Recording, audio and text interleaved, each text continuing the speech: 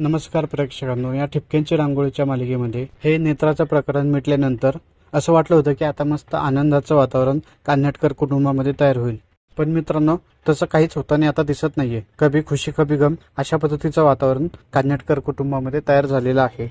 मित्रांनो, तुम्हाला तर माहितीच असेल की या अमेय आणि नेत्राच्या प्रकरणामुळे कान्हेटकर कुटुंब खूप डिस्टर्ब होतं. मानसी आणि शशांक सोडून संपूर्ण घरातले अमेयच्या पाठीशी भक्कमपणे उभे होते. पण हा शशांक फक्त नेत्राच्या बाजूने उभा होता. नेत्राने त्याला आपल्या जाळ्यात ओढून तिच्या बाजूने केले होते आणि हा शशांक त्याच्या भावावर विश्वास न ठेवता त्या नेत्रावर विश्वास ठेवत होता. आणि यामुळे अमेय आणि अपूर्वा या दोघांचेही शशांक सोबत खूपच वाद आणि भांडण झालेले आहेत. अमेयला तर त्याचं तोंड सुद्धा बघण्याची इच्छा नाहीये. मित्रांनो, झाले असे की हे सगळं प्रकरण मिटल्यानंतर अमेय, शशांक आणि अपूर्वा घरी येतात. घरी येताना माई अमेयला ओवाळते आणि घरात घेते. यानंतर अमेयचा शशांकवर राग गेलेला नसतो आणि घरी आल्यानंतर अपूर्वाला हात जोडून थँक्यू बोलतो. तिला अमेय बोलतो की मी तुला गंमत म्हणून राखी बांधली होती, पण तू खरंच बहीण असल्याचं कर्तव्य पार पाडलं. नाहीतर काही रक्ताचे नाते असतात, ते माझी साथ देत नव्हते. रक्ताचे नाते असून सुद्धा लोकांनी माझी साथ दिली नाही, पण तू रक्ताचं नातं नाहीये तरी माझी इतकी साथ दिली, माझ्या मागे ठामपणे उभी होती.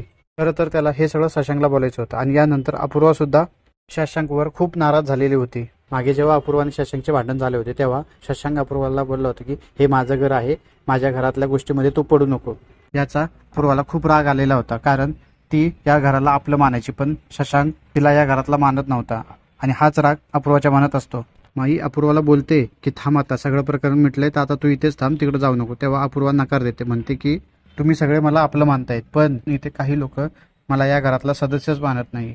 त्यांचं म्हणणं असते की मी या घरातल्या गोष्टीमध्ये पडू नये म्हणून. अपूर्वा खूप हर्ट झाली असते आणि मग यानंतर ती तिच्या घरी निघून जाते. आणि मित्रांनो, यावेळेस अपूर्वा खूप हर्ट झाले आहे, त्यामुळे सहजासहजी शशांकला माफ करताना ती तुम्हाला दिसणार नाहीये. खरं तर या सगळ्या गोष्टीमध्ये चुकी शशांकचीच आहे. शशांकने स्वतःच्या भावाची साथ न देता त्या नेत्राची दिली होती, म्हणूनच हे सगळं आता घडत आहे. आता पाहू यांचा अबोला किती दिवस राहतो. असेच नवीन व्हिडिओ पाहत राहण्यासाठी माझ्या चॅनलला नक्की सबस्क्राईब करा. धन्यवाद.